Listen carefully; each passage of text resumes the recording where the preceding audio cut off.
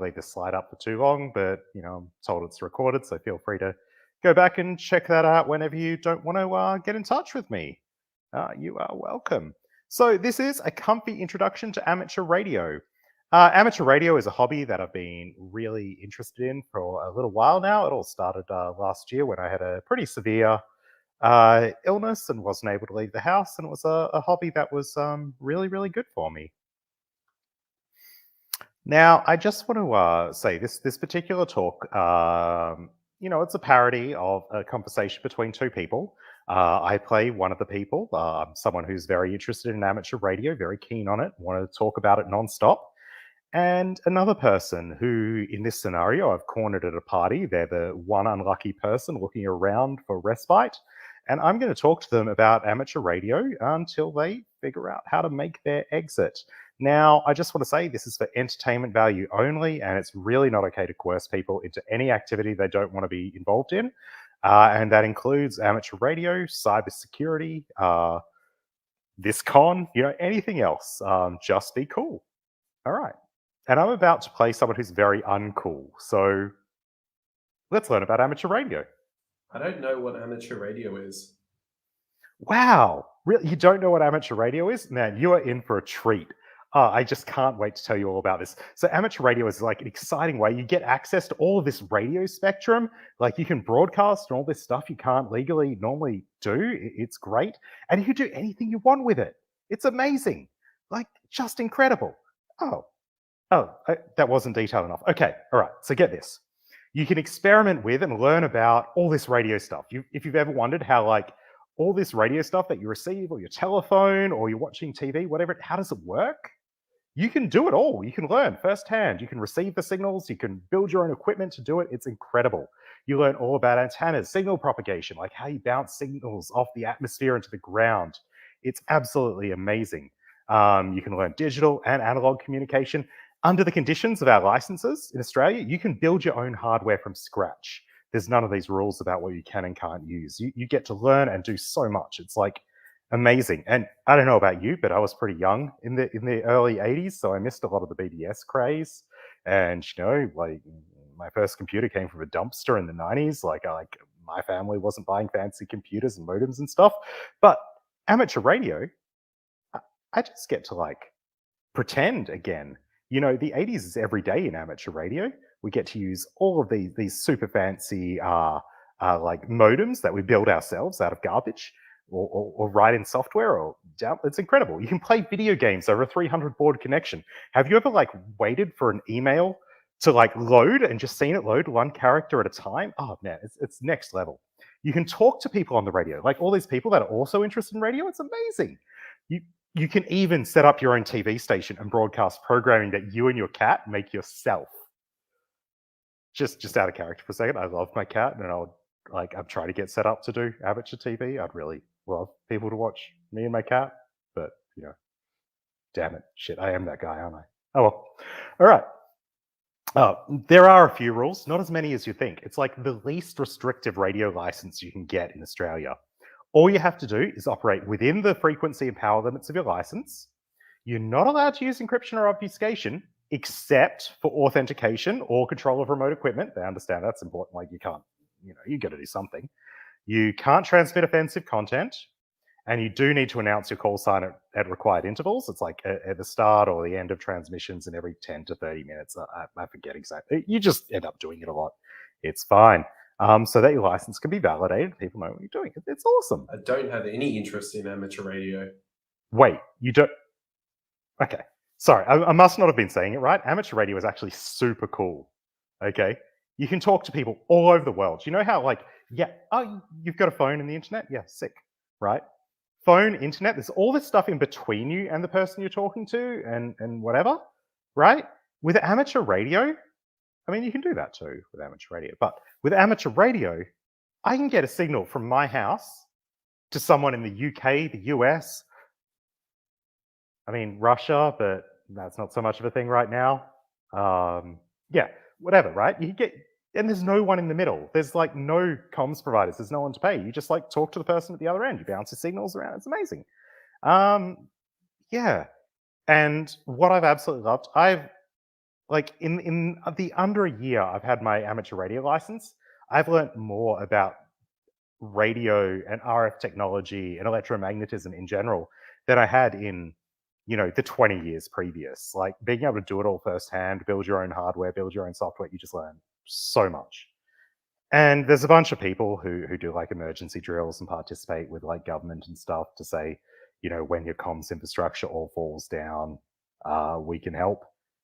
It's not my jam, but whatever makes you happy. Certainly not interested in talking to people on the radio.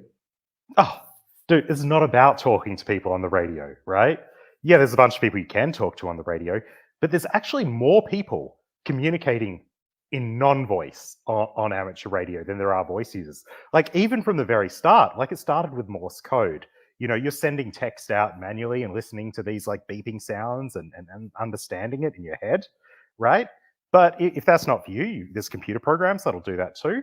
But there's also like digital modes, which is like data, but over the radio. It's really cool. No, it is. All right. But there's also packet modes, which is like digital, but it's packetized in these little packets. It's like the internet, but over the air. Yeah, no, it's like Wi-Fi, but really slow and not as reliable. Yeah. Okay. No, you don't need a lot of time. You can actually do this fully automatically for a lot of it, like all these conversations. You don't even need to be there. Like it could just happen. You can send and receive digital data, packet data. It's awesome. Here's some pictures I received and some that I sent. So you can see the lunar exploration one. I received that from the International Space Station. I received that on my my handheld $60 radio that I was holding up to my mobile phone to receive and demodulate the signal.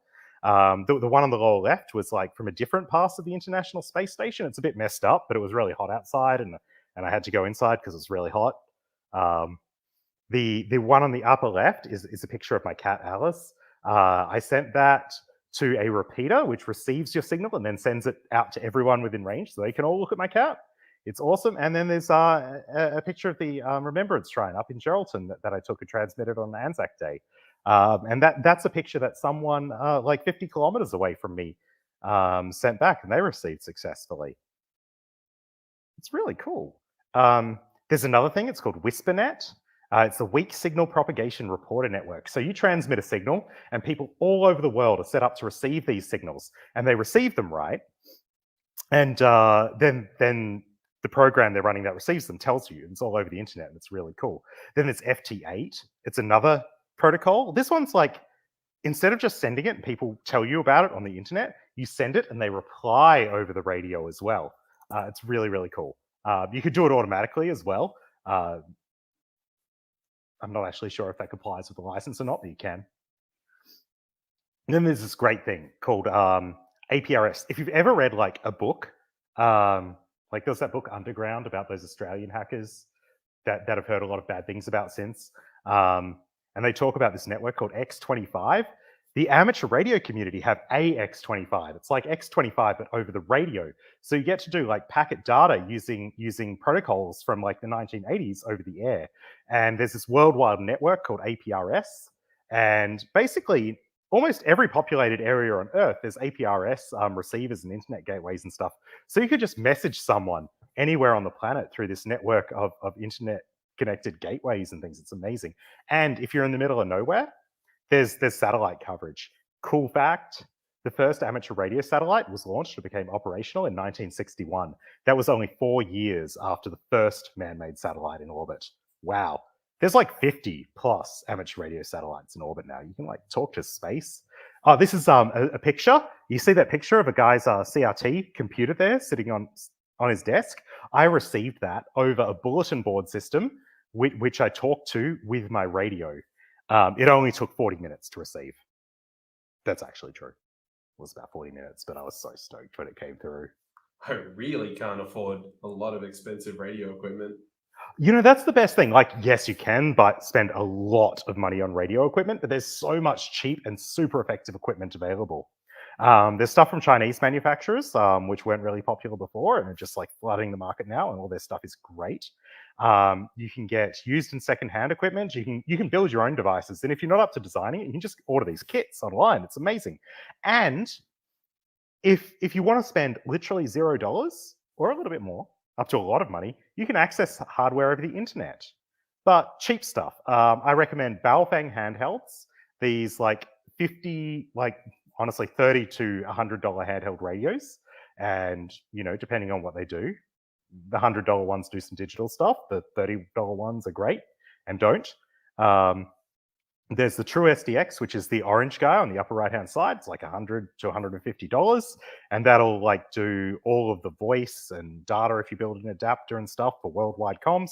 And there's the QRP Labs one at the top there, and that's for digital-only communications, and that's like $60. These you can get in real cheap. If you want to do digital modes with like a Baofeng or another cheap thing, I actually contributed to this board here, this TRRS adapter. You can get it on, look it up on GitHub. You can get like 20 of them shipped from a Chinese factory, assembled for like $18 if you use the right coupon codes. It's awesome. Super stoked. By the way, if you're watching this and get your license and I've got some left, hit me up. I'll mail you one. Like I needed one. I've got like 30 in a box. So there's repeaters. So various clubs and other amateur operators run these big towers that do communication, and they receive signals and rebroadcast them. So even from your super cheap Baofeng, you can talk to people like, 100 kilometers away or more, or some of them are internet connected, and you can just like type some numbers into your radio and connect to like another repeater over the internet and talk to people all over the world using your $30 radio, and it's absolutely amazing. For kits, so two of these you'll recognize, the QDX transceiver and the True SDX, both come in kit form as well for even less. And there's this really cool thing, that the Micro Bit X, which looks absolutely amazing. And, for less than $200, you can build like a transceiver that sits on your desk. And again, worldwide comms. Absolutely incredible. There's used equipment. Now, if you look online for used equipment that's being advertised, it's probably going to be terribly priced. Like the stuff I've seen on eBay or even radio-specific message boards, it's like 90% of retail to like 150% of retail, like when it was bought 50 years ago. Crazy. But if you look at your local amateur radio groups, like they have car boot sales, like trade days where everyone shows up to some like dingy building and swaps and buys radios off each other, or like mailing lists or like local news broadcasts that people run, you can get some really cheap, good radios. My radio is actually the one in the lower left there, and I got that for about half of the retail price, only a few years old, from the person who had my call sign before me and decided they didn't like radio anymore. Weird. They're a comms engineer now, so like day job, I get it. You can access stuff via the internet. So without buying anything, once you've got your license, you can get on Echolink, the Internet Radio Link Project, or All-Star Link, and connect to these repeaters I talked about directly over the internet and talk to people who are using their real radios to have discussions. So you don't even need a radio to get on the radio. Then there's remote hams. It's some software and a service that people can share their radios. So a lot of amateur radio clubs will set up all these super high-powered antennas and transceivers, and if you're a member of their club, you get access. And that can be like $30 to $50 a year for some incredibly powerful radios that can absolutely talk to anyone on the planet, even bounce signals off the moon and all sorts of crazy things. And remote ham radio, which is another service that will cost you a lot more. But they have some of the most powerful setups and antenna farms on the planet. That's what the picture is of here. One of the things, I think this particular antenna farm costs like $2 a minute to use, but you'll be able to hear pretty much anything that's happening on Earth and transmit to most places on Earth as well, regardless of the conditions. Absolutely amazing. I haven't given them my money. But if you're, what they call a youth, I can't remember the age bracket, they give you free access. So cool. I don't have space for huge antennas. You don't have space for huge antennas? Same. I live in like an inner city townhouse, which when I bought it was like super small, and everyone was like, wow, this place is tiny. And, 15 years later, it's kind of considered really big. Yeah, stuff's changed, but, small antenna options, you can get dipoles, multi-band verticals, or random wire antennas. I actually built my own random wire antenna.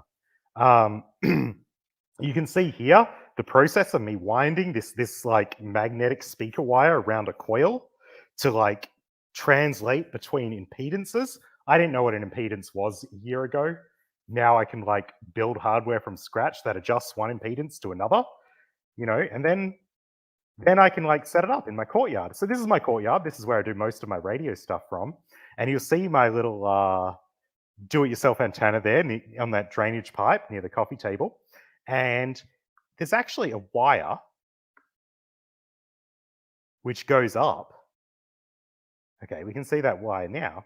And that wire goes all around the edge of my courtyard, and it's what holds up my cat net that keeps my cat from escaping. So that keeps my cat Alice nice and safe. But when I was getting into radio, I thought that's a big wire that runs around my courtyard. Maybe that could be used as an antenna. And it's the first thing I attached my do-it-myself Balun to when I set it up, and it worked great. I was able to receive and transmit signals on this like range and talk to people all over the place. It was incredible. And oh yeah, there's this thing called a squid pole. It's like $30 worth of fiberglass, right? You can see it collapsed on the right and extended on the left. It's like a meter long collapsed and like 6 to 12 meters, depending on which one you get long when you unfold it. And you can like tape a wire to the top and put it up and get your wire really high, which is great because you can see on the left here, I've got the the Anan I built on the bottom of the pole, and you can see on the right the wire goes all the way up and then it goes down the side of my neighbor's driveway. Shh. And I managed to use that to talk to people all over the world. Amazing. Ah, your neighbor's just not okay with big antennas? Just FYI, there was supposed to be audio on this slide. Oops. Okay. There's other options. You can either go outside, go portable. There's like these little tiny portable fold down antennas you can get and go to the park. A lot of people do that. Or from inside, you can use what's called a magnetic loop antenna. Someone was basically like, hey, electromagnetism, what happens if we build an antenna just ignoring the electro side and just build like a magnetic antenna? Would that work? Yeah, it does. Crazy. Here's me on my bike after I went for a bike ride and used my radio. I don't know how to get licensed, and I really don't want to. You're right, you do need a license, but don't worry, I'll tell you how to get licensed. So there's 3 big steps. You get your amateur operator certificate of proficiency, which is like, it proves you could use a radio. Then you get your license, and then you get your call sign, and you're good to go. You're good to get on the air. Now, it's a bit more complicated, and all these rules are about to change. ACMA is like pushing through new guidance, and there's new legislation, all sorts of stuff, but this is valid today. Might not be tomorrow. So you reach out to your local assessor. You can look that up on the AMC website. You email them, you confirm a date and time for your assessment, or you talk to the radio club you're a part of. They can probably help you. Then you contact the Australian Maritime College. You email them and request a remote examination and tell them who's going to run your exam and when. Then you wait for them to email you a stack of forms. Now, this takes about 2 weeks. I don't know why it does. Then you sit the theory and practical exam, generally over Zoom. After that, they've watched you fill out this form. You email them a photo of your form with your answers and your application for the certificate of proficiency and your call sign recommendation form. Then you send your apparatus license application to ACMA. Don't worry, you'll find it during this. Then you wait for ACMA to invoice you. That takes like a month and a half. You pay your invoice. Then you wait for your license to get issued, and that takes about another couple of weeks. It's really awesome and easy. So to study for your exam, there's some materials. The AMC who run all the assessments, well, they don't run the assessments. They're in charge of the assessments. Check their website out, go through the charts. The assessor materials are there that tells you how you're graded and guides the people who grade you on how to do it. The Wireless Institute of Australia have a practice exam. Just cram that until you get 80% solidly. I actually found my score kind of kept going down after I studied more. That wasn't great, but I got it back up there. Ron Bertrand provides an excellent video series, but he talks really, really slowly. At 100% video playback speed, it'll be like half the speed I'm talking at now. I'm really excited about radio. Now, and the WIA make this foundation manual, and it's really fun. You can get a copy of that and study it as well. That's what I did. That's how I passed my exam. First go, afterwards I was told no one really fails that exam, but I was still pretty excited. Now, this bit's honest and real, as actually all of it has been. I really recommend you join an amateur radio club. You'll get out. It is a social activity. There's nothing to do if there's no other amateur radio people. It's all about communication. Whether that's digital and machine to machine and you never speak to another human, that's fine, but there's still a human who built that stuff and set it up and keeps it running and pays the power bill, right? Pride Radio are excellent. They are my favorite amateur radio group. They're a group where I feel comfortable to speak, and their code of conduct is very much in line with that of ComfyCon. Thoroughly recommend it. Then I say get a radio. Don't worry about, there'll be a bunch of eliteness saying, oh, you've got to buy a real radio, spend a lot of money, blah, blah, blah. No, spend $30. Get the $30 radio, start there. And if you can't afford a radio, Pride Radio are also excellent. Once you're licensed, they've got a program where they help people out who can't afford it. And, I think that's absolutely brilliant. It's what I'm all about. And if you can't use that, reach out to me. I'll help however I can. Like, it's great. And I think, making this accessible is super important. Get your license. And your amateur radio club can help you. The previous steps were real confusing. Having a group to talk to and go through that process is incredibly helpful. I know this one's not automatic. Wow, this has really changed my opinion of amateur radio, and I am going to learn more about amateur radio and get my license for amateur radio. I'm so glad to hear that. All right, you can go now. I'm going to try and corner someone else. Cool. That's my presentation. I hope you're more interested in amateur radio than you were before. You knew something about it. I don't know.